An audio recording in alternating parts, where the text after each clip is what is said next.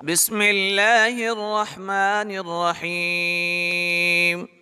أأنتم أشد خلقا أم السماء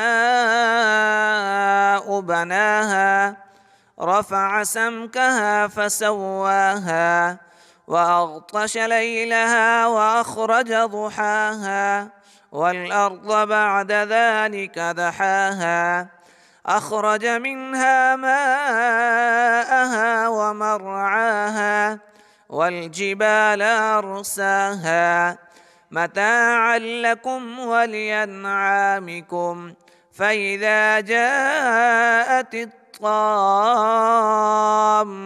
الكبرى يوم يتذكر الإنسان ما سعى وبرزت الجحيم لمن يرى فأما من طغى وآثر الحياة الدنيا فإن الجحيم هي المأوى وأما من خاف مقام ربه ونهى النفس عن الهوى فإن الجنة هي المأوى.